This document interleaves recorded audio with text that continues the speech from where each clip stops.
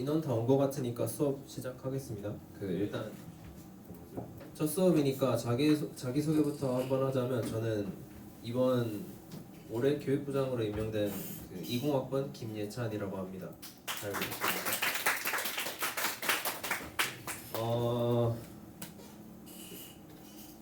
앞으로 저희가 목요일이랑 금요일 수업이 두 가지가 있는데, 앞으로는 목요일은 NX만 하고 금요일은 퓨전만 집중적으로 할 예정이고, 퓨전을 처음 하는 분들이 좀 많을 것 같아서 원래는 바로 응용 예제부터 하려고 했는데, 금요일 퓨전도 초기 단계부터 차근차근 하는 걸로 계획을 변경했습니다.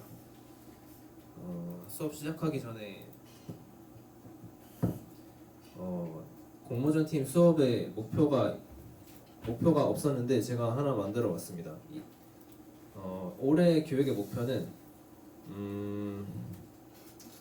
인원 한 절반 정도가 방학 중에 대회를 나가서 수상할 가능성이 있거나 수상자가 한 3분의 1 정도 나올 수 있는 수준까지 끌어올리는 게 제 이번 수업의 목표가 될 것 같고, 그 정도면은 퓨전을 아마 웬만한 만들고 싶은 거는 자유자재로 다 만들 수 있을 거라고 생각합니다.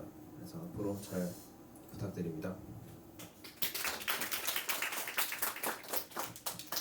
로그인 다 하신 다음에 만약 로그인 안 되신 분이 있으면 아마 교육용 라이센스가 아직 등록이 안 돼서 그런 것 같은데 등록해 주시면 되고, 아까 카톡으로 공지를 드렸는데 제가 퓨전 로그인을 할 때 쓰는 메일로 이메일을 하나 보냈습니다. 그게 팀 초대권인데 그거 수락해 주시면 되고, 그게 뭔지는 설명 차츰차츰 하면서 알려드리도록 하겠습니다. 우선 기본적인 예제를 다루기 전에 퓨전이라는 프로그램의 환경 설정이랑 어떻게 다루는지, 처음에 뭘 해야 되는지 정도부터 시작하도록 하겠습니다. 퓨전을 처음 만져보는 거면은 각자 인당 하나의 클라우드라는 게 주어지는데, 그 클라우드 이름을 설정을 아직 안 하셨으면 해주시면 됩니다. 클라우드 이름 설정은 언제든 바꿀 수 있으니까 아무거나 이름 같은 걸로 해주시면 되고, 그 클라우드 이름을 어떻게 확인하냐면 저기 화면 왼쪽 위에 여기 이렇게 있는데, 저는 현재 2개의 클라우드로 접속이 가능하고, 이게 어떤 식으로 되는 거냐 하면, 여러분도 아마 2개가 될 거라 생각하는데, 하나가 본인 거고 하나가 만약에 이메일로 초대권을 수락했다면 제 거가 될 것 같습니다. 그래서 본인 클라우드에서 작업을 하시면 본인만 볼 수 있는 작업물이 되지만, 다른 사람 클라우드에서 작업을 하면 그 클라우드에 소속되어 있는 모든 사람들이 작업물을 서로 보고 교환할 수 있다는 장점이 있습니다. 그런 식으로 클라우드를 응용할 수 있고, 여기 밑에 여러 개의 이 네모칸들이 있는데, 이게 뭐냐면 그렇게 막 어려운 건 아니고 그냥 폴더입니다. 그래서 들어가 보면 이름은 프로젝트라고 부르고 그 내에 폴더가 이렇게 있는데, 이 CNC 공모전 팀이라고 적혀있는 이 프로젝트는 제가 여러분께 공유를 해드려서 여러분도 다 접속을 할 수 있는 거고, 이 폴더가 뭐냐 하면 방학 기간 때는 과제를 아마 내드릴 것 같습니다. 과제를 해야 아마 원하는 수준까지 진도를 맞출 수 있을 것 같고, 근데 학기 중에는 아마 과제물을 내지 않을 겁니다. 학기 중에는 공부하는 게 제일 중요하기 때문에 안 할 거고, 그리고 각 폴더는 제가 내드린 과제를 본인의 폴더 안에다가 넣어놓고 해주시면, 제가 확인을 하진 않겠지만 그래도 차츰차츰 쌓여가는 결과물을 보면서 질문할 게 있으면 저한테 캡처하지 않아도 바로바로 질문을 받을 수 있기 때문에 이런 방식을 한번 해봤습니다. 그리고 모르는 거 있으면, 아니면 틀렸는지 확인하고 싶으면 제 폴더 안에 한번 들어가서 확인을 해보시면, 제가 수업 때 했던 예제들은 다 여기 넣어둘 거기 때문에 이거 보고 하시면 됩니다.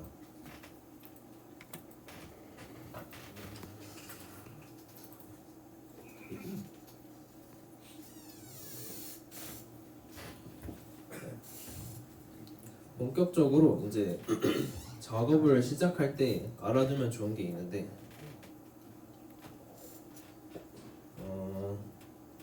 일단 시작할 때 여기 밑에 화면 설정에서 이 오른쪽에서 두 번째에서 이 그리드 배치를 누르면 이 점선이 뜨는데, 이 점선은 평소에는 꺼주시면 됩니다. 사용하긴 하는데 크게 필요하지 않기 때문에 이 그리드 배치는 꺼주시면 됩니다. 그래서 꺼주시고, 그리고 세 번째 있는 그리드 스냅, 이게 엄청 유용한 도구인데 이거는 거의 항상 켜두시면 되겠습니다.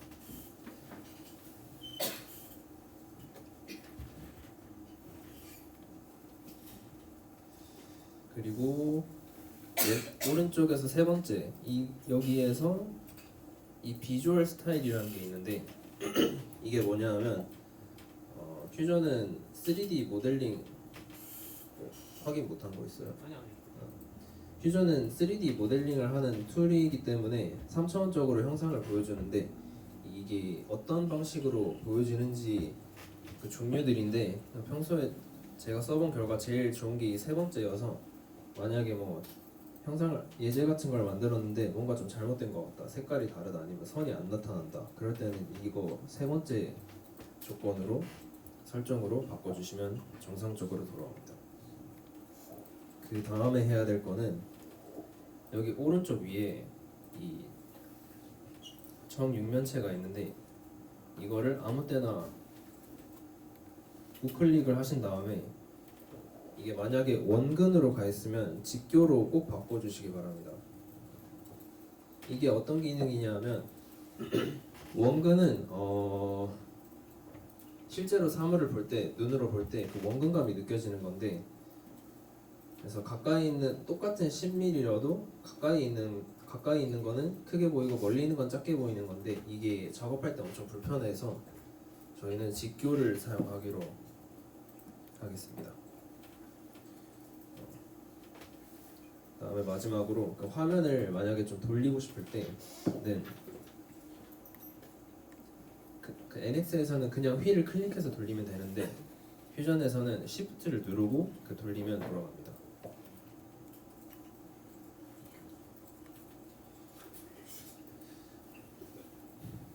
그래서 이렇게 정신없이 돌렸는데 되돌려 놓고 싶다 하면 단축키가 따로 있는 건 아니고 여기 있는 홈 버튼 이걸 누르시면 제자리로 돌아옵니다.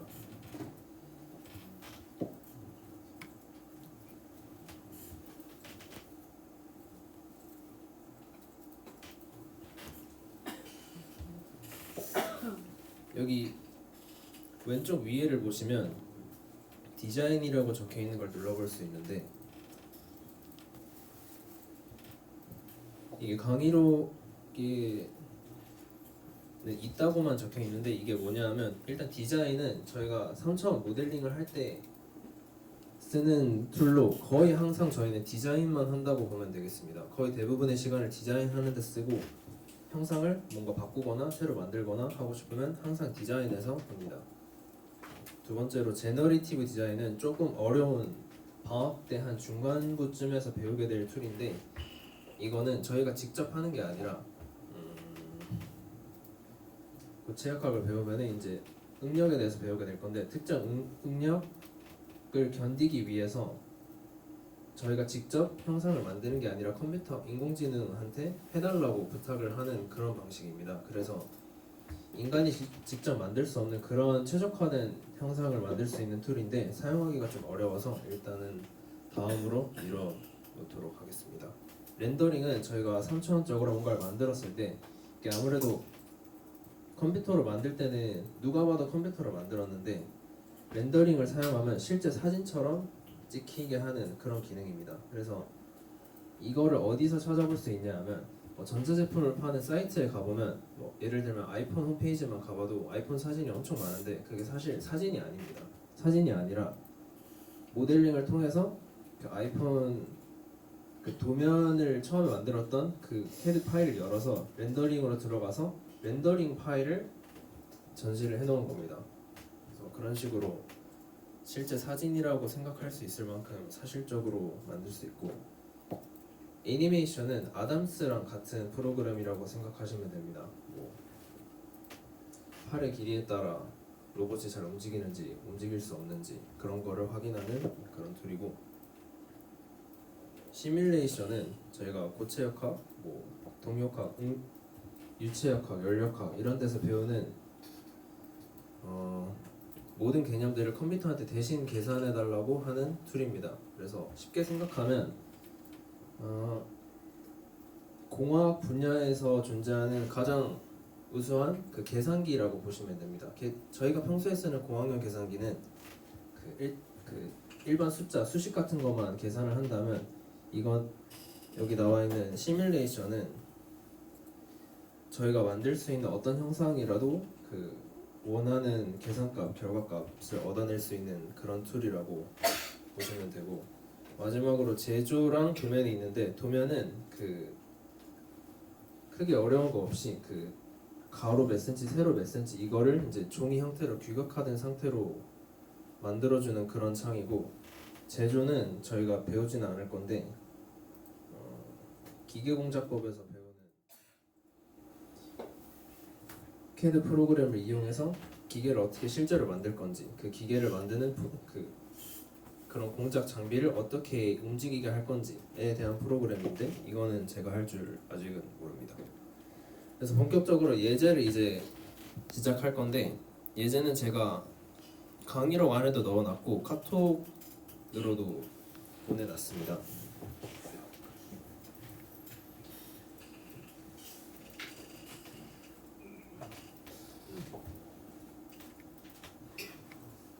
그래서 시작할 때는 언제나 스케치부터 누르고 시작할 건데,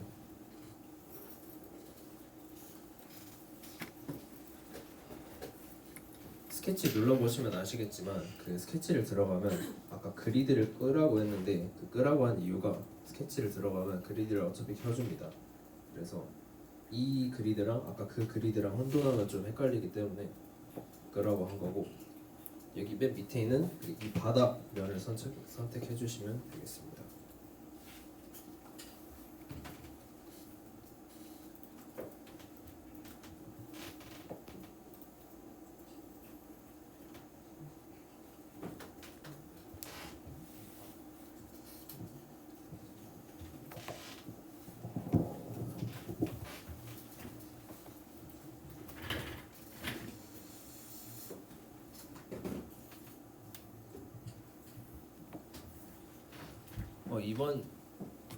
이번 예제는 그렇게 어렵진 않아서 아마 여기 위에 있는 툴들 보면서 쉽게 할 수 있을 거라고 생각하는데, 일단 외곽에 있는 큰 직사각형부터 그려보면, 여기 있는 이 세 번째 중심 직사각형을 선택해서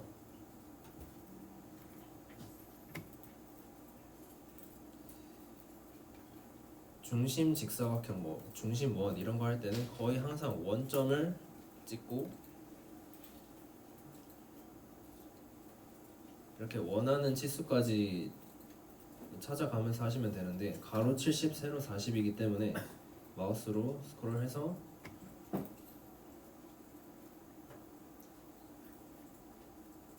이렇게 70, 40을 찾을 수 있습니다. 이게 그리드 스냅이라는 아까 그 켜놨던 기능 때문인데, 스냅이 어디에 그 찰싹 달라붙다는 뭐 그런 뜻인데, 자석처럼 이렇게 딱 원하는 수치에 딱 맞게 붙도록 하는 그런 툴이고, 이 가로축 이 점선은 없애주시면 됩니다. 없애는 방법은 여기 있는 가위를 누른 다음에 이렇게 잘라내는 방식도 있고, 이렇게 잘라낼 수도 있고, 아니면 이 선을 좌클릭해서 선택한 다음에 그 파일 지우듯이 딜리트로 이렇게 지우시면 또 쉽게 지울 수 있습니다.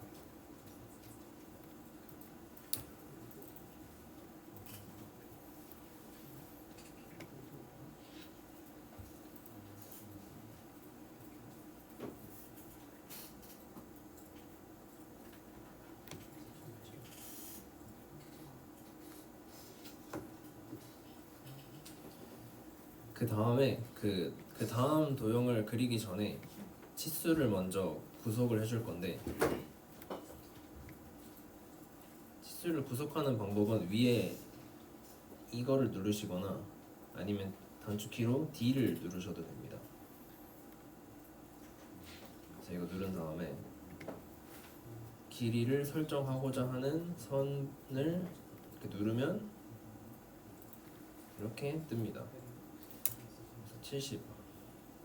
수치를 아까 처음에 직사각형을 만들 때부터 70, 40으로 정해졌는데 왜 70을 굳이 70이라는 수치를 왜 굳이 부여하냐고 여쭤보실 수가 있는데 수치를 구속해두는 게 엄청 중요한 게 이게 지금 가로축은 70이라고 적혀 있기 때문에 실제로 70인데 70으로 정해진 건데 이 세로축은 아무것도 적혀 있지 않기 때문에 눈에 보기에는 40이어도 실제로는 정해지지 않은 길이를 가지고 있습니다. 그래서 만약에 아무거나 잡고 이렇게 드래그를 해보면 가로 길이는 쉽게 변하지만 세로 길이는 가로 길이는 안 변하지만 정해져 있지만 세로 길이는 정해져 있지 않아서 아무 때나 움직인다는 것을 확인할 수 있고 고치고 싶으면 뒤로 가기 누르시면 됩니다. 세로축도 D 누르고 40으로 수치를 정해주도록 하겠습니다. 그 다음은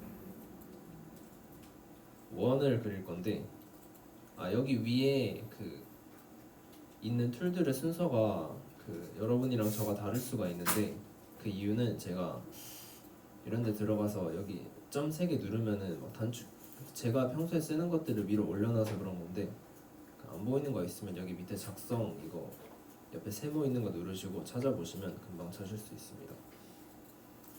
그 다음에 가운데 있는 제일 큰 원을 그려볼 건데 중심 원 선택하고 가운데 찍고 지름이 32이지만 이번에는 임의로 아무데나 찍어보겠습니다. 이렇게 찍고 D를 눌러서 지금 34라고 뜨는데 32로 변경을 해주겠습니다.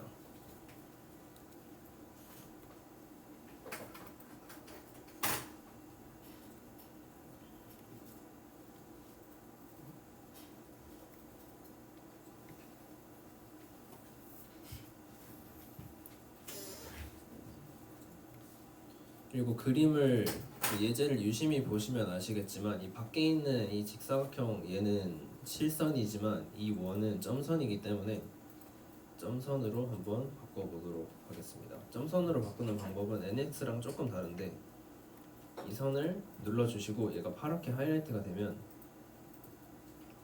오른쪽에 있는 이 창으로 가서 이걸 눌러주시면 점선으로 바뀝니다.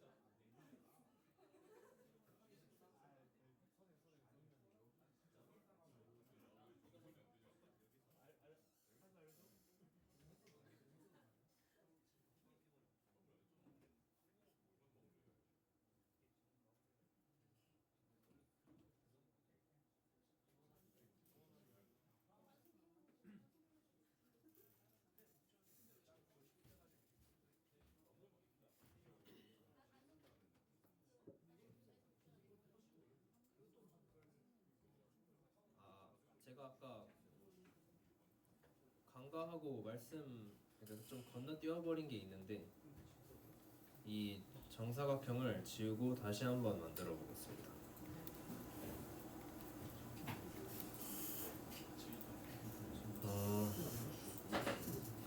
만드는 방식은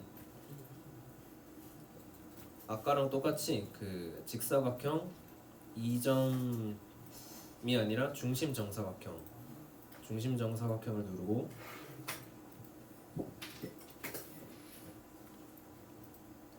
먼저 중심이 될 원점을 찍고 이번에는 임의로 아무 때나 한번 점을 찍고 직사각형이 일단 생겼다에 의의를 한번 더 보도록 하겠습니다. 제가 아까 이 대각선에 있는 점선을 지우라고 했는데 이거는 제가 깔끔하게 만들려는 습관 때문에 이렇게 된 거고 이 대각선 점선이 존재하는 이유는 총 두 가지인데 처음에 만들었던 이 직사각형의 가로 세로 비율을 유지시키기 위한 게 첫 번째 이유고, 두 번째 이유가 이 두 대각선이 교차하는 이 중간점이 아까 직사각형을 만들 때 찍었던 직사각형의 중심이 되도록, 그러니까 직사각형의 중심이 이 두 선의 교점이 되도록 하는 그런 기능이 있는데, 그래서 만약에 이 대각선이 없었으면 만약에 없으면 수치를 구속을 할 때 뭔가 잘못되는 현상을 볼 수 있는데, 만약에 이 점선이 유지가 된 상태에서는 이 직사각형의 중앙이 무조건 원점이 되도록 구속이 되어 있는 상태이기 때문에 수치를 바꾸면 언제나 중앙이 직사각형의 중앙이 원점으로 유지가 됩니다. 그래서 직사각형이 좀 움직여졌던 분들은 이런 방식으로 하시면 될 것 같습니다.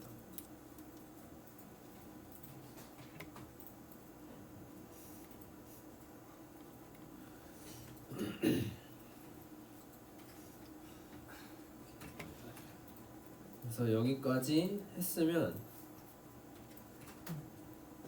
이 대각선은 뭐 지워도 되고 안 지워도 되는데, 안 지워도 크게 상관없다고 생각합니다. 퓨전에서는 NX에서랑은 조금 다르게 이 실선이랑 점선이 구분하는 게 엄청 중요한데, 왜냐하면 NX에서는 좌표를 사용하지만 퓨전에서는 좌표 대신 뭔가 선이 없지만 그 길이 같은 거를 명확하게 하고 싶을 때 점선을 사용하는 경우가 많아서 이번에는 그냥 이 대각선을 유지 한번 해보도록 하겠습니다. 그래서 여기까지 했고, 그 바깥에 있는 직사각형을 보면 이 모서리들이 동그랗게 되어 있는데, 이거는 여기 위에 못깎기 기능을 이용해서 만들어 보겠습니다.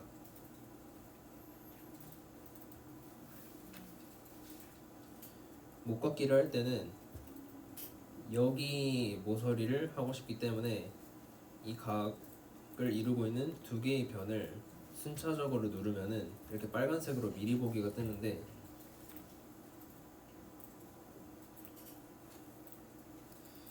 저희 예제의 경우에는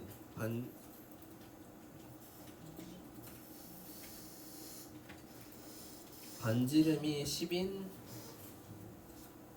못깎기를 해야 되기 때문에 이 10 그대로 떠 있는데, 이렇게 엔터 쳐주시면 이렇게 10이 됩니다. 만약에 엔터 쳤는데 처음부터 10이 아니어서 10이 아니다 하면은 이 숫자를 더블 클릭하시고 숫자를 10으로 바꿔서 엔터 치시면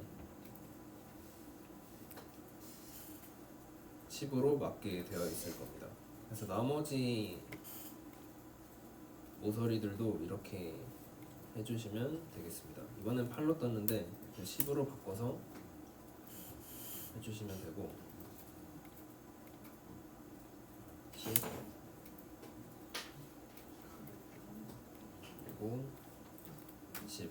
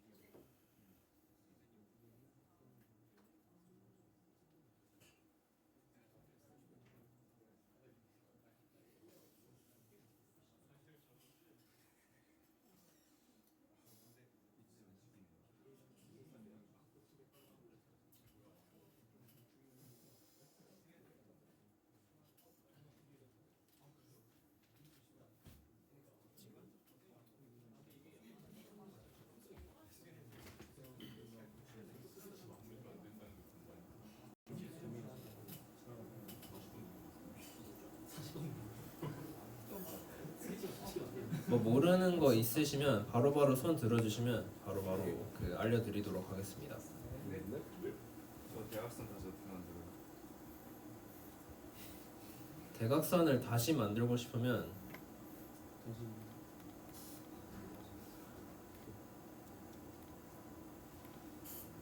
그러니까 대각선이 없다 치면은 다시 만들 때는 여기 가장 왼쪽에 선이라는 툴이 있는데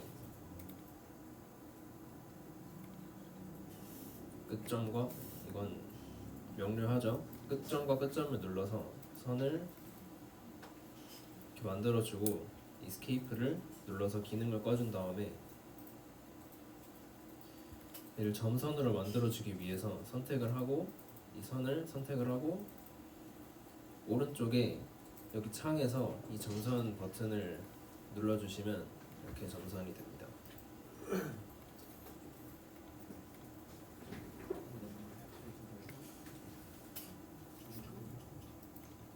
목꺾기 10으로 4개의 모서리에다가 전부 해주신 다음에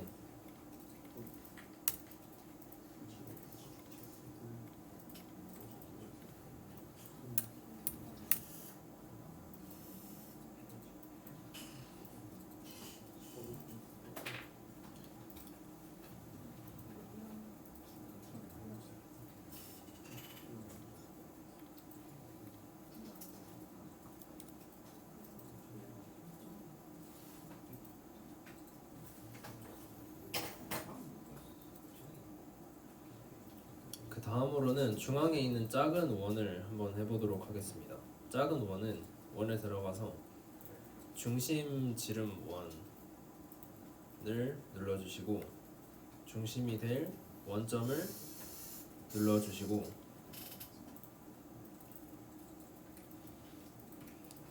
지름이 17이므로 임의로 일단 만들어준 다음에 D를 누르거나 여기 위에 있는 스케치 수치를 눌러서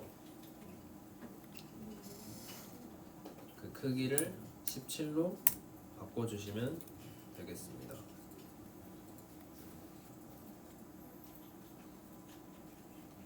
이거 하다 보면은 그 중앙에 있는 작은 원처럼 완전히 선이 까만 경우가 있고 이렇게 파란 경우가 있는데 이게 어떤 경우냐 하면 실선의 경우에는 까만 경우에는 완벽하게 구속이 돼 있어서 아무리 뭔가를 해도 변하지 않을, 그러니까 완전히 고정되어 있는 형태이고 이렇게 실선이 파란 경우에는 어딘가에서 구속이 안 돼 있어서 얘를 움직이면 이렇게 움직인다는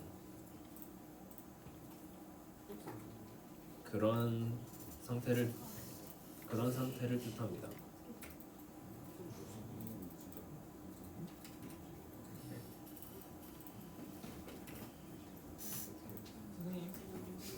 네?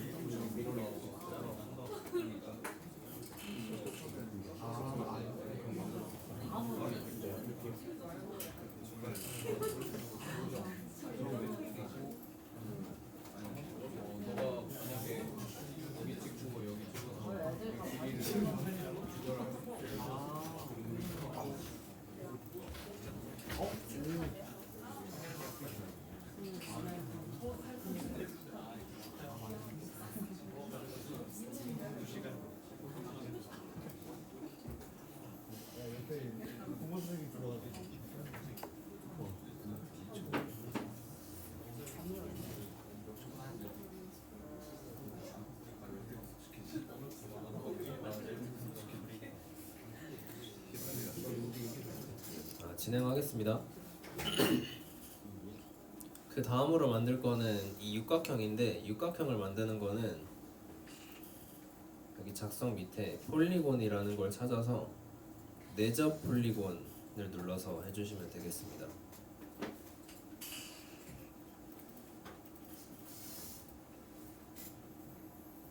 내접 폴리곤은 일단 중앙을 찍으신다.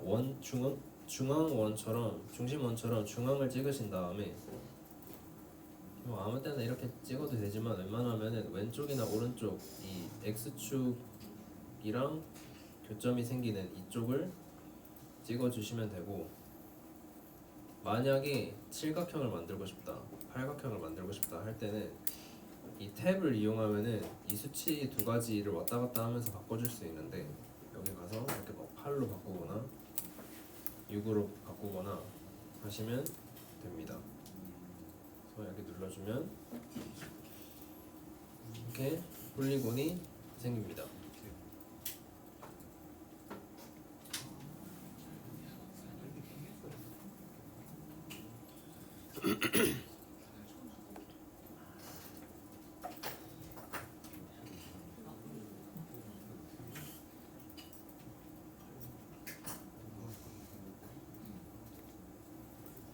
그 스케치가 정말 완벽하게 구속되기는 쉽지 않지만 구속을 거의 완벽하게 하기 위해서 노력을 하긴 합니다. 그래서 그걸 확인하는 방법이, 그 만약에 스케치가 끝났다 치고 여기 왼쪽 위에 스케치 마무리를 누르신 다음에 이렇게 나가면 3차원 공간상에 저희가 만든 이 스케치가 떠 있는 걸 확인할 수 있는데, 이게 중요한 건 아니고 여기 왼쪽에 이때까지 했던 작업을 되돌아볼 수 있습니다. 근데 여기에 스케치 폴더를 그 옆에 있는 세모를 눌러서 하위 항목을 열어보시면 여기 스케치가 있어서 얘를 더블 클릭하면 들어가게 되는데, 이게 파란색으로 이렇게 표시되어 있다는 거는 완벽하게 구속이 되어 있지는 않다는 뜻이고, 근데 그게 꼭 나쁜 건 아닌데 구속이 많이 돼 있으면 좋긴 합니다.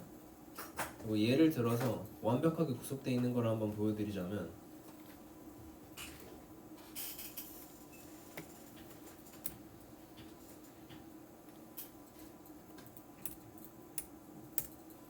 이렇게 하면 중점이 원점이고 지름 40인 원이 딱 하나 있는데, 얘는 보시다시피 실선인데 까맣기 때문에 완벽하게 구속되어 있는 상태입니다. 그리고 얘를 끄면 여기 옆에 보시면 스케치가 파란색이 아니라 이렇게 빨간색 자물쇠 모양이 있는 걸 확인하실 수 있는데, 이게 스케치가 완벽하게 구속되어 있다는 그런 뜻입니다.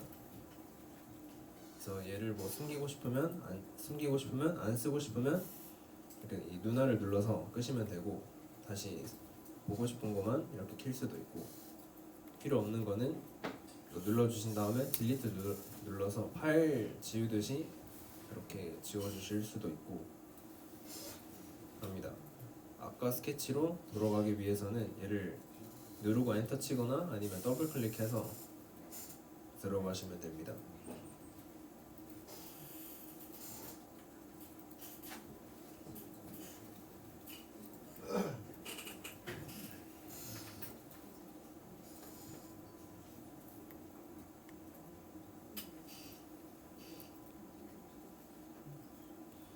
그래서 이어서 하자면 이제 그 4개의 원만 만들면 되는데, 이걸 제가 작년에는 몰랐는데 올해 좀 다시 여러 번 만들면서 알게 된 점이, 여기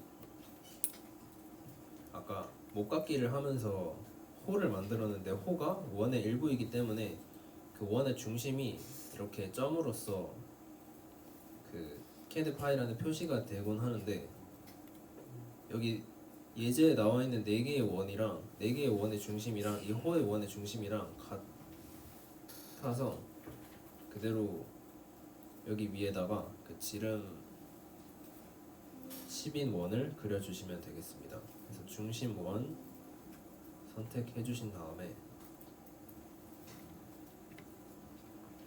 여기 점 누르고 지름이 10인 원을 그려주시면 됩니다.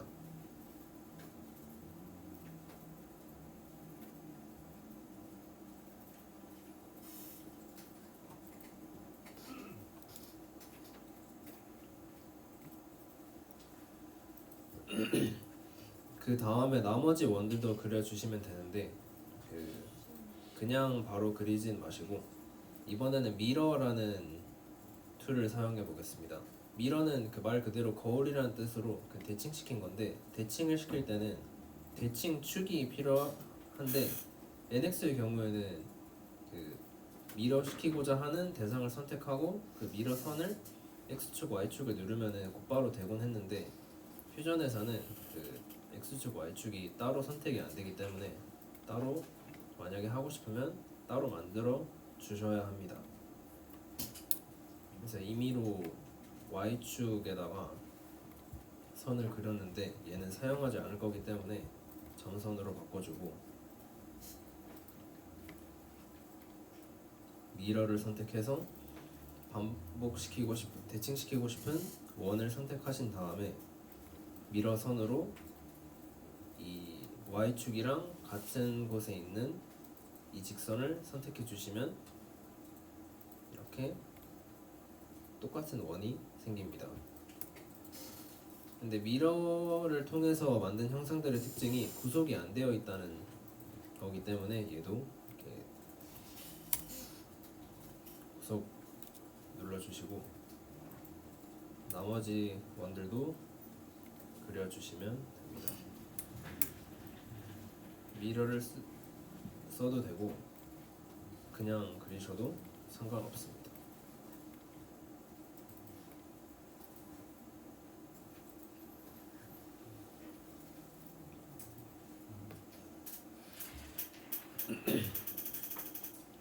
마지막으로 그 치수 두 가지만 정하면 끝나게 되는데 그 치수 두 가지가 스케치를 누르시고 이 원의 중심과 이 원의 중심 사이의 거리를 50으로 지정해 주시면 되는데 그 하는 방법이 왼쪽에 있는 원 중심을 누른 다음에 오른쪽 원의 중심을 눌러주면 변의 길이가 아니라 점과 점 사이의 거리로 수치가 구속되기 때문에 이렇게 가능한 거고 세로축도 마찬가지로 원의 중심과 원의 중심 사이의 거리가 20임을 이렇게 눌러주시면 됩니다.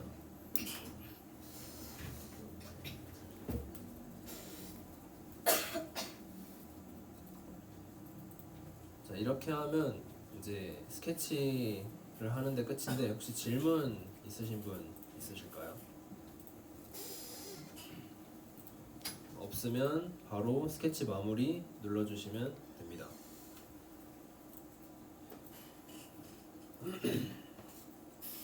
그래서 오늘 만든 게 뭐냐 하면 이게 이런 모양이 좀 생소하실 수도 있는데 이게 뭐냐 하면 자동차에 들어가는 가스켓이라는 부품입니다.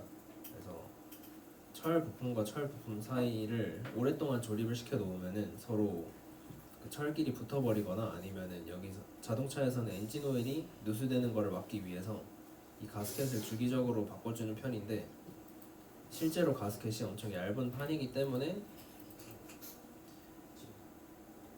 예제에서도 얇은 판 형태로 한번 만들어 보겠습니다.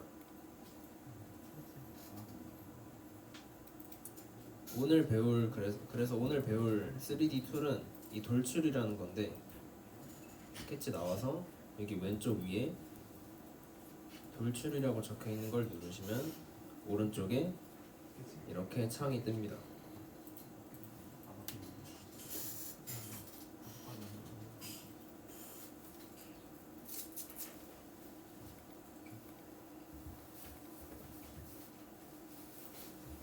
그래서 돌출 누르시고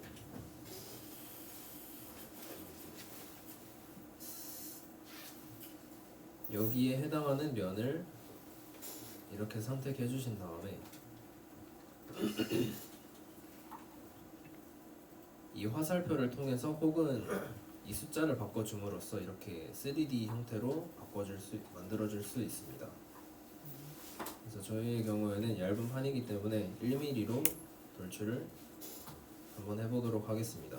만약에 돌출을 할 때 뭔가 좀 급하게 누르느라 뭔가 좀 잘못됐다 하면은 여기 화면의 왼쪽뿐만 아니라 화면의 밑에도 어떤 과정으로 했는지 한 단계별 다 저장이 되어 있기 때문에 여기 돌출 모양이 있는데 이거를 더블 클릭하시면 그 돌출했던 그 자리로 돌아가서 수정을 하실 수가 있습니다. 만약 뭐 10으로 돼 있었다 치면 이렇게 1로 바꿔서 확인을 눌러주시면 됩니다.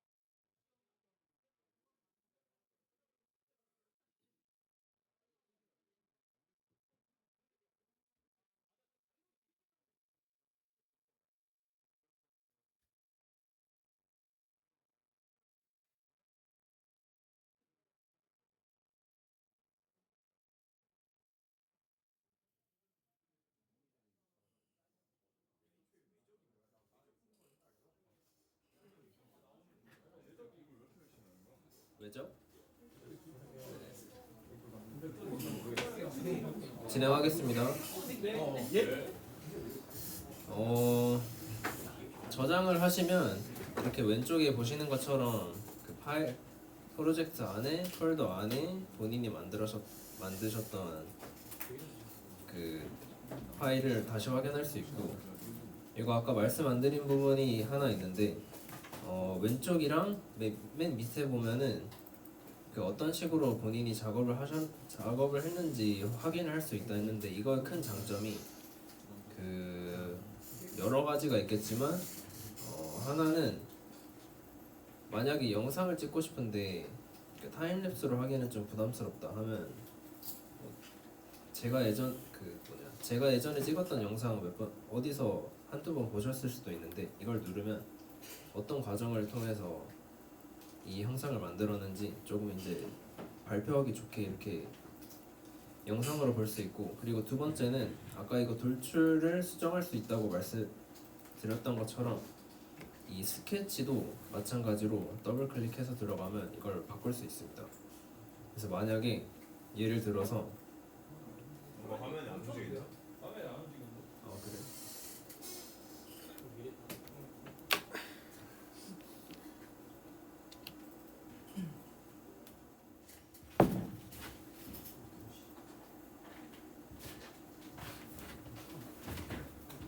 다시 여기 밑에 그 스케치를 들어가도 스케치를 수정할 수 있습니다. 중간이더라도. 그래서 정말 만약에 이 원이 지름이 10이 아니라 12였다고 칩시다. 12였으면은 일단 두 개만 바꿔볼 텐데, 만약에 12여서 중간에 도중에 수정을 해야 된다고 치면은 처음부터 다시 만드는 게 아니라 스케치를 다시 눌러서 이렇게 수정을 한 다음에 스케치를 마무리하고 돌아가 보시면 이쪽 구멍이랑 이쪽 구멍이랑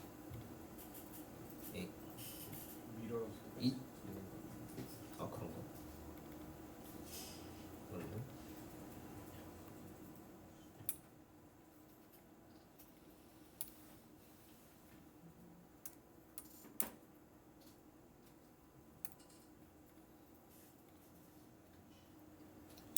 아무튼 이렇게 보시면 아까보다 원의 직경이 넓어진 걸 확인하실 수가 있습니다. 그래서 만약에 스케치를 한 다음에 3D 툴을 썼는데 뭔가 스케치가 잘못됐다는 거를 뒤늦게 발견하셔도 스케치를 이게 막 돌출 지우고 막 이럴 필요 없이 스케치만 변경하셔도 일정 범위 내에서는 충분히 그거를 반영을 해줍니다. 그래서 그런 내용이었고, 저장 이렇게 해주신 다음에 이제 두 번째 예제로 넘어가 보도록 하겠습니다. 두 번째 예제는 유리잔을 만들 건데 제가 도면을 안 드렸습니다. 도면을 안 드린 이유는 저희가 항상 모든 수치가 완벽하게 정해져 있는 형상만 만드는 게 아니라 저희가 자율적으로 알아서 만드는 경우도 꽤 많기 때문에 이번에는 수치가 따로 정해져 있지 않은 사진을 이용한 경우를 한번 사용해 보겠습니다. 그래서 이건 어떻게 하냐? 컴퓨터에서 인터넷에 들어가서 마음에 드는 사진을 하나 다운받아 주시면 되는데,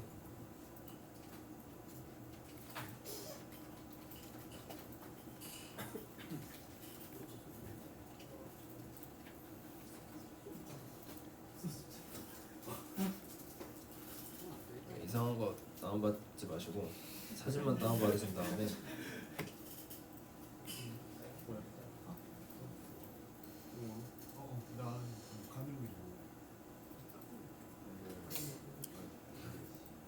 만약 다운을 받으셨다면 이거를 퓨전 안으로 가지고 와서 사용을 할 수 있습니다. 이 캔버스라는 기능을 통해서인데, 이 툴에 대한 설명에서도 보시듯이 자동차 3D 형상 뒤에 자동차 사진이 있는 걸 볼 수 있는데, 캔버스를 눌러주시면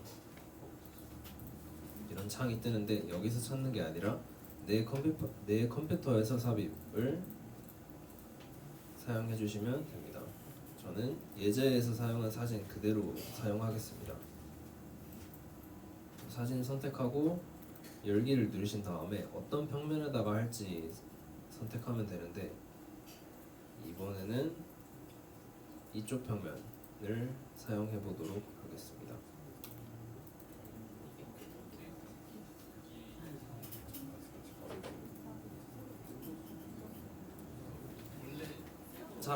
잘 안 되는 분 있으시면 바로바로 질문해 주시면 되겠습니다.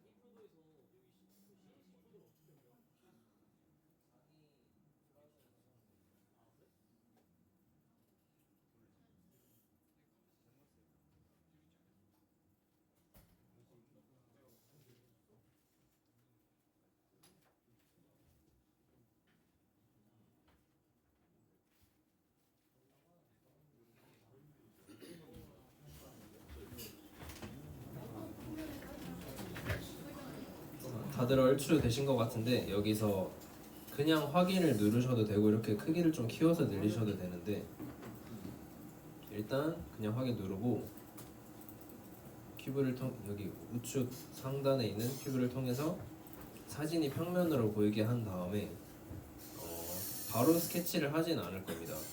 일단 먼저 할 거는 저는 웬만하면 형상을 만들 때 실존하는 물체의 크기랑 거의 똑같이 만드는 걸 좋아하기 때문에 여기 왼쪽에 캔버스라는 파일에 세모를 눌러주시면 이 사진이 뜨는데, 이거를 우클릭하신 다음에 교정을 눌러주시면 됩니다. 교정을 누르면 뭔가 아무 변화도 안 일어난 것처럼 보실 수가 있는데, 어떻게 사용하냐 하면 점을 두 개를 찍는 겁니다. 그래서 점을 유리잔 위에 하나 그리고 밑에 하나 찍으면 이렇게 길이가 뜹니다.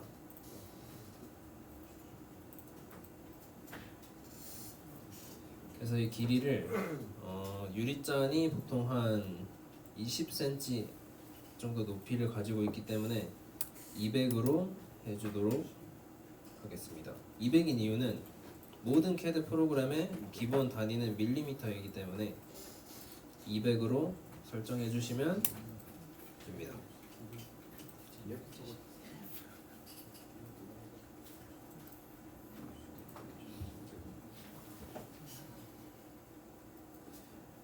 자, 여기까지 하셨으면 이제 스케치를 들어가면 되는데, 스케치는 아까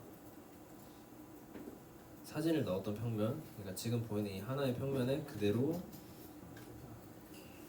만들어 주도록 하겠습니다.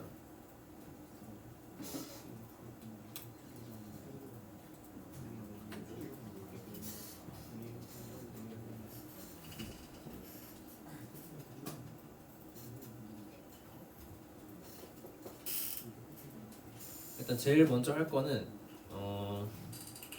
강의록을 보셨던 분들은 아시겠지만 저희가 회전이라는 툴을 이용해서 3D 툴을 이용해서 유리잔을 만들 건데, 회전할 때는 그 회전 축이 필요하기 때문에 이 사진의 정 가운데에다가 이런 축을 하나 그리는 걸로 시작을 하겠습니다. 이 축은 수치 구석 같은 거 할 필요 없습니다.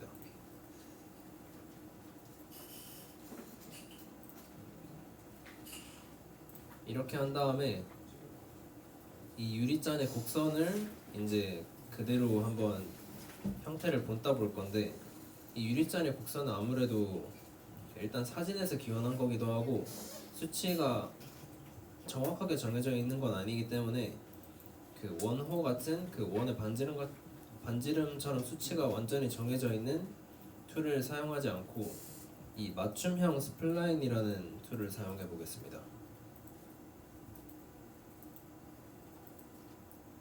맞춤형 스플라인이 뭐냐 하면 점을 찍는 거에 따라 곡선이 그 점들을 따라가면서 이제 곡선이 그려지는 건데, 유의해야 될 점은 그 점이 많다고 좋은 게 아닙니다. 점은 최소한으로 찍되 그 형상의 곡선을 따라가는 것.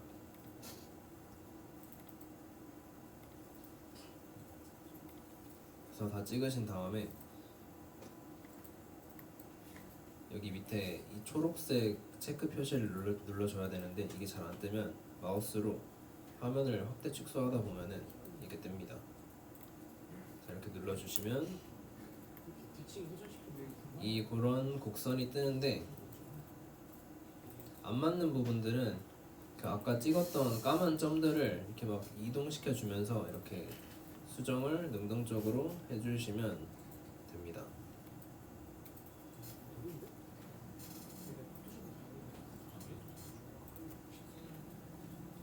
그리고 그 최후의 수단으로 사용하는 방법이 있는데, 여기 초록색 이 접선, 누가 봐도 접선처럼 생긴 선들이 있는데 얘네를 이용해서 기울기 혹은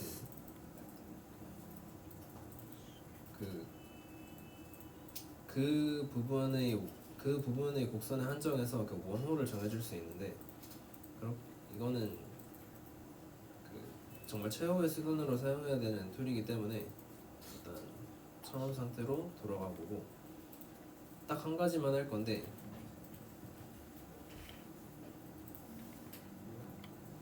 맨 밑에 있는 점의 접선을 그 바닥과 수평으로 만들어 줄 겁니다. 수평으로는 어떻게 만들어 주냐 하면 그 접선을 선택하고 위에 있는 이 수직 수평 툴, 이거를 한번 탁 눌러 주시면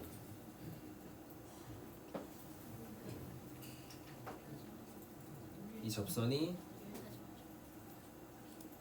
본인이 X축에 가까우면 X축의 X축의 평행이게 되고, Y축에 가까운 각도면 Y축의 평행이게 되는데, 이번 경우에는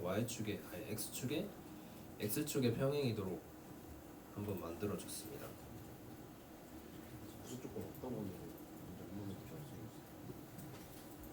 구속 조건. 네? 자, 전 단계로 돌아가서 다시 한번 설명드리겠습니다. 곡선부터 다시 그리면 여기 위에 맞춤형 스플라인을 사용해 볼 건데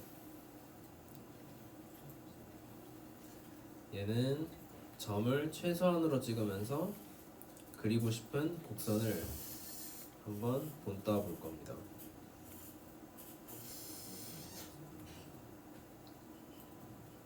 그리고 곡선을 다 그렸으면 다른 툴들처럼 이스케이프를 누르는 게 아니라 밑에 이 초록색 체크를 꼭 눌러야 됩니다. 안 누르면 곡선이 사라집니다.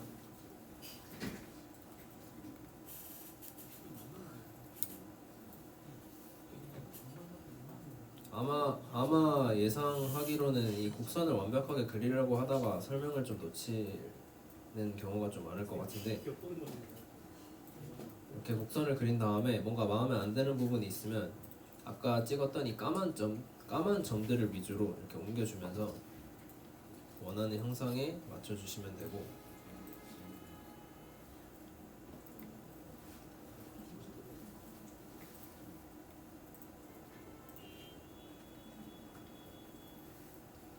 마지막으로 한 가지 할 거는 이 선을 한번 눌러보시면 이 초록색 접선들이 뜨는데 맨 밑에 있는 이 초록색 접선을 한번 눌러주신 다음에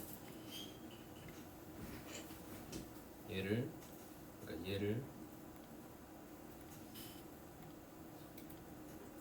한번 눌러주신 다음에 그 다음에 위에 있는 이 수평 수직을 눌러주시면 이 접선이 수평 XY축의 수평 혹은 수직이게 됩니다.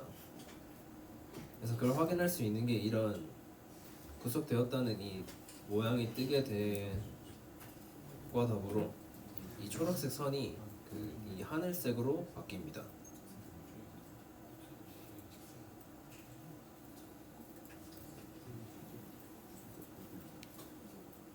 뭐 잘 안 되는 분이 있으시면 바로바로 손 들어주시면 됩니다.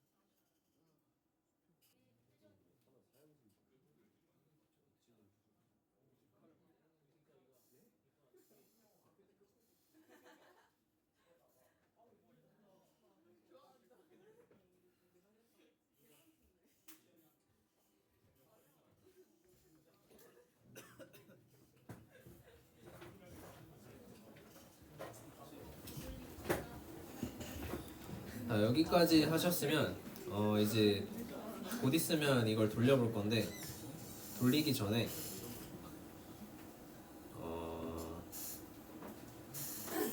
면이어야 돌릴 수 있습니다. 면인 상태, 지금은 선인데 면이어야 돌릴 수 있는 형태가 나오기 때문에 이 곡선의 일단 그리는 툴에서 선을 눌러주시고,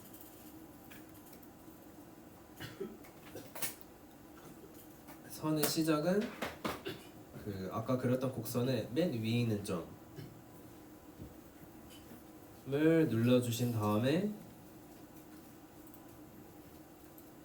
뭐 수평이어도 되고 아니어도 되는데 전 무조건 수평을 유지하게 대칭축에 선을 그어주시면 됩니다. 그래서 잘 그었으면 이렇게 수직이라는 이 형상이 떴고, 이게 만약에 안 떴으면 어떻게 하면 되냐 하면 이 직각이라는 위에 있는 이걸 한번 눌러주신 다음에 직각이었으면 하는 두 개의 선을 이렇게 눌러주시면 이렇게 직각이 됩니다.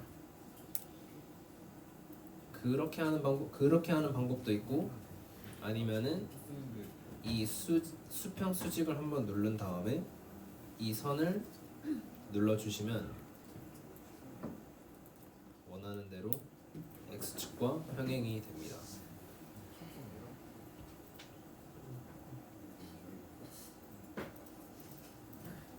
그 다음에는 똑같이 선을 누르신 다음에 그 아까 그렸던 곡선의 맨 밑에 있는 점을 선택하시고 대칭축에 수선을 내려주시면 됩니다. 좀 어려워하시는 것 같은데 한 번 더 설명하자면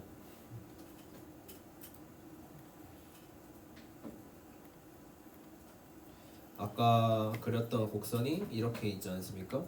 여기에 있는 맨 위에 있는 점이랑 맨 밑에 있는 점을 유심히 보고 선을 두 개를 그릴 건데 맨 왼쪽에 있는 이 선 툴을 눌러주신 다음에 그 선을 어떻게 그릴 거냐 하면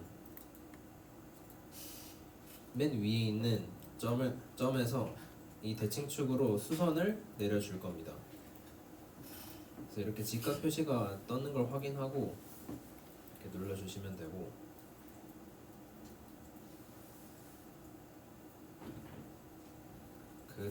그 다음에 맨 밑에서도 마찬가지로 여기서 대칭축으로 수선을 내려주시면 됩니다. 그래서 여기까지 하셨으면 스케치를 마무리해 주시면 됩니다.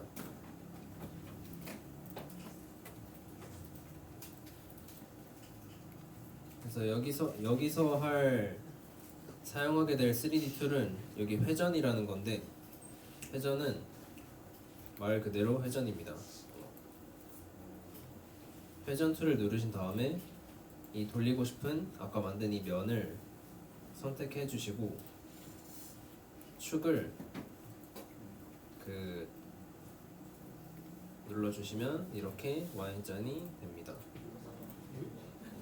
다시 한번 하자면 회전을 눌러주시고 아까 만들었던 면을 눌러주신 다음에 그 축을 Y축을 선택해도 되고 아까 미리 그어뒀던 이 직선을 눌러주시면 이렇게 Y자니 됩니다. 안에 Y자니 안 비어있는 게 정상입니다. 사진 찍어요. 사진 안 돼요.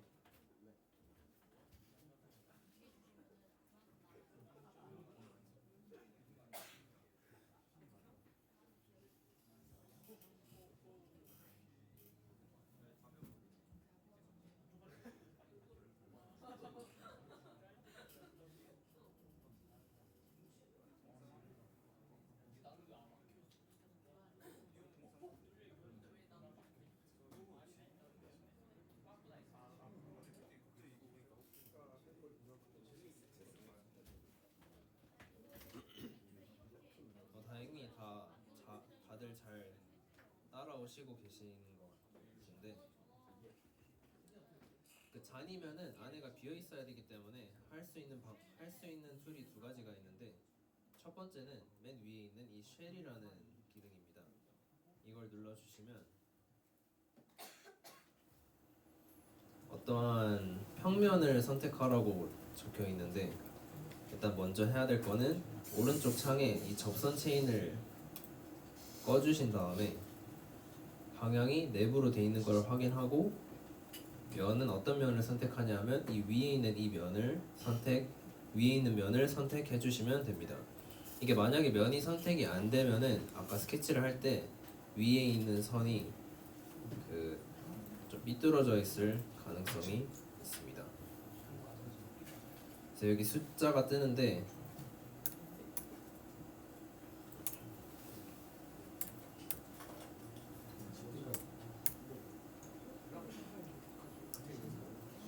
(3) 으로 설정해 주신 다음에 엔터 쳐주시면 됩니다.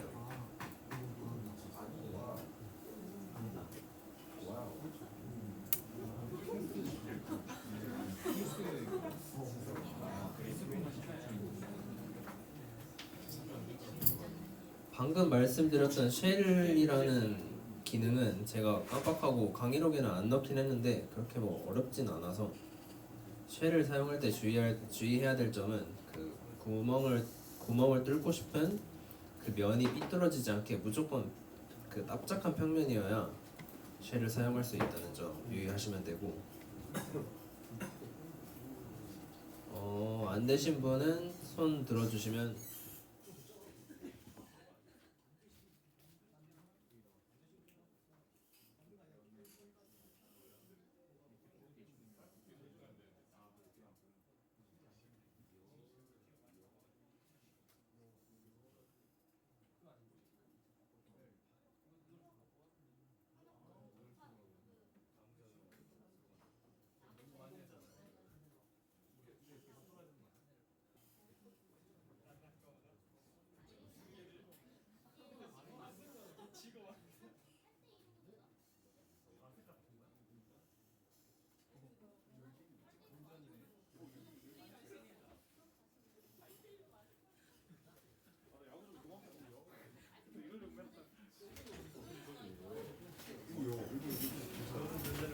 잔 내부를 팔 수 있는 방법은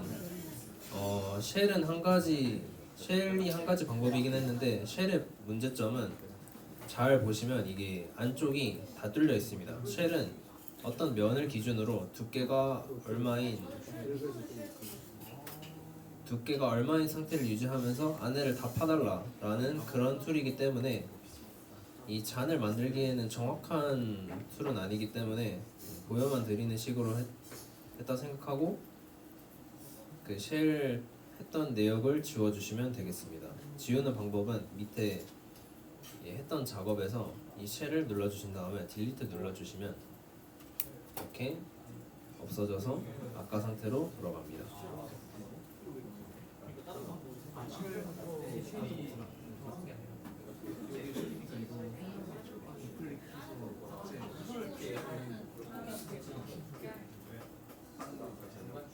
그래서 쉘이 어떤 건지 단편적으로 한번 보여드리자면 이해가 안 될 수도 있으니까 이거는 안 따라 만드셔도 되는데 이렇게 여기다가 원기둥을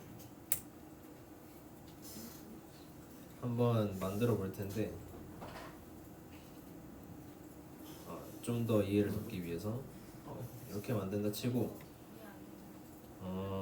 쉘을 이렇게 사용하면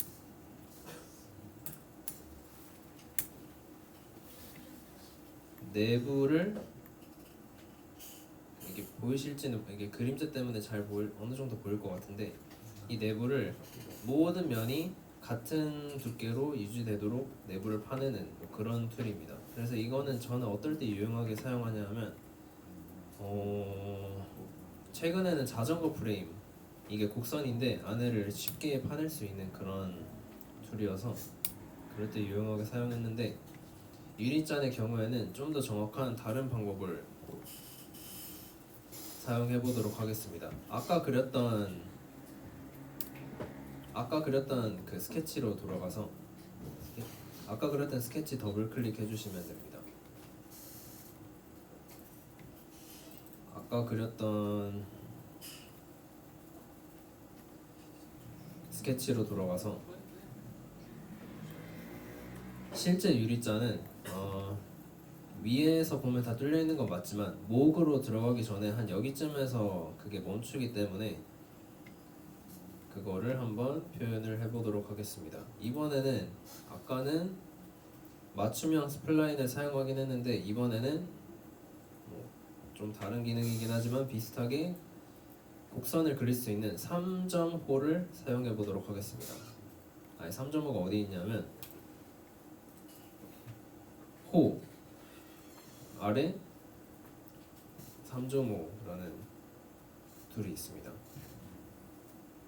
이게 말 그대로 호를 그리는 건데 호를 그리는 툴 중에서는 이게 아마 제일 편하다고 생각합니다. 그래서 이걸 눌러주신 다음에 위에 지점, 밑에 한 지점, 그리고 중간에 한 어디쯤 왔으면 좋겠다. 좀 두껍네. 위에 한 지점, 밑에 한 지점 그리고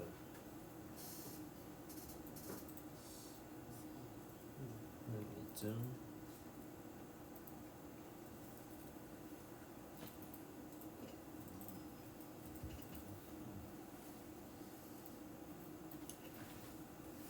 여기까지 하셨으면 안 되는 분 있으시면 손 들어주시면 되겠습니다. 네, 여기까지 하셨으면 스케치 마무리 해주신 다음에 밑에를 보시면 아직 안 뚫려 있는데 회전을 아예 지워버리도록 하겠습니다. 아까 회전했던 거를 밑에 타임라인에서 지워주고 지금 스케치가 안 보이는 상태인데 스케치 폴더 왼쪽에 있는 세모 눌러서 스케치 왼쪽에 있는 이 누나를 눌러서 스케치를 다시 시각적으로 보이게 한 다음에 이 상태에서 다시 회전 기능을 사용해 보도록 하겠습니다. 회전 누르고 프로파일이 면인데 프로파일로 얘를 제외한 이 부분만 눌러보도록 하겠습니다. 앞으로? 네. 이 부분을 누른 다음에 축을 아까 선택했던 똑같은 축을 눌러주시면 이렇게 위가 이렇게 내부가 뚫려 있는 잔을 만들 수 있습니다.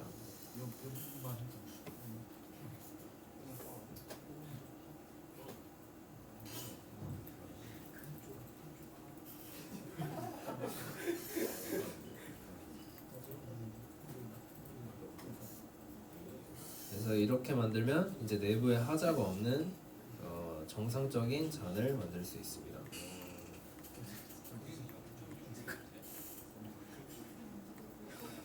다 하셨나요? 네. 이제 여기까지 했으면 얼추 보면은 그 완벽에 가까운 잔이 만들어졌다고 볼 수 있지만 한 가지 더 할 겁니다. 뭘 더 할 거냐면, 그러니까 예제를 하는 건 아니고 뭘 할 거냐면 이 잔의 경우에 보면 여기 끝에가 이게 지금 사용한 재료가 철인데 만약에 철로 이렇게 가공하면은 잔으로는 이게 날카로워서 실제로 사용할 수 없기 때문에 그리고 가공 측면에서도 실제로 이렇게 깎을 수가 없기 때문에 저희는 이 모서리를 한번 다듬어 보도록 하겠습니다. 여기 위에 못깎기라는 툴이 있는데 이걸 눌러주신 다음에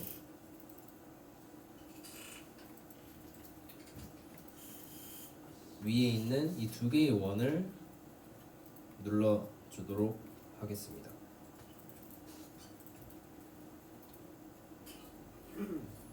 그 다음에 숫자를 선택해 주시면 되는데 작은 1부터 하나하나 눌러보시면서 본인의 잔에 가장 잘 맞는 숫자로 선택해 주시면 이렇게 끝이 동그랗게 처리가 된 잔을 만드실 수 있습니다. 이렇게 정해진 숫자를 안 말씀드리는 이유는 제가 잔의 두께를 제가 설정해 드린 게 아니기 때문에 본인에게 가장 맞는 이 목깎이로 해주시면 되겠습니다.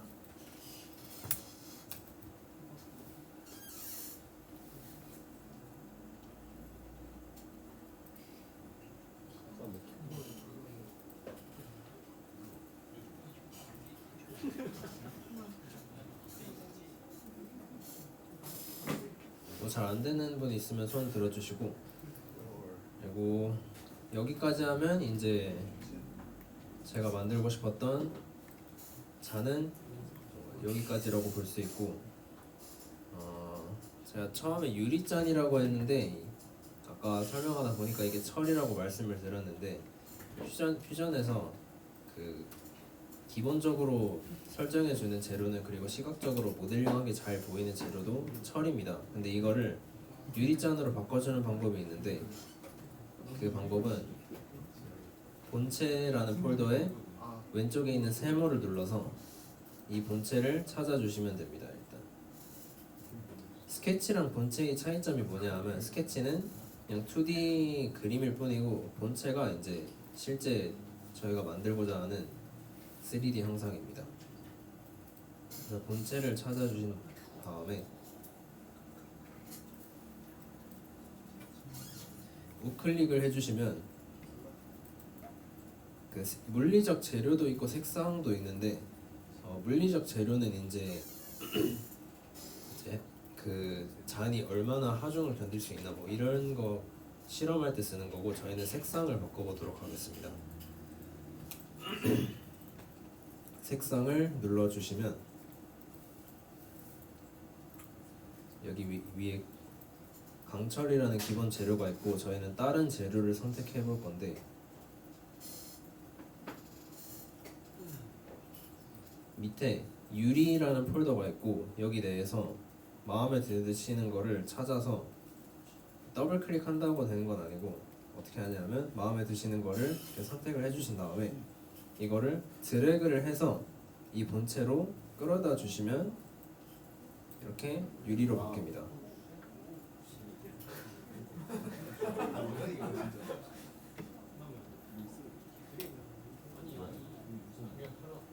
그래서 여기까지 하면 이제 진짜 유리로 만든 잔을 만들었다고 볼 수 있고, 저장을 해주도록 하겠습니다. 다른 데 하지 마시고 이제 여기 들어가서 본인의 이름 찾아서 저장해 주시면 되겠습니다.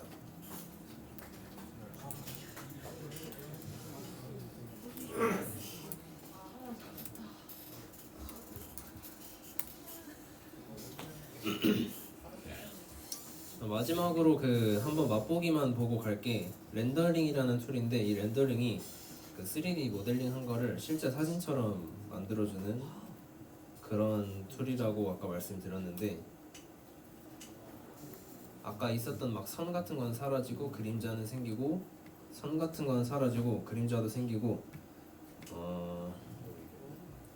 이거를 이제 이 상태로 캡처해도 뭐 물론 되겠지만, 진짜 사진처럼 만들고 싶으면 여기 왼쪽에 렌더링을 눌러서 지금은 안 하시는 걸 추천드리는데, 이렇게 원하는 품질 골라서 렌더링 해주시면 되겠습니다. 지금은 안 하시는 게 좋을 것 같습니다. 이게 렌더링이 한 10분 정도, 5분 정도 걸리고, 복잡한 형상은 한 1시간도 걸릴 수 있기 때문에 지금은 하지 마시고,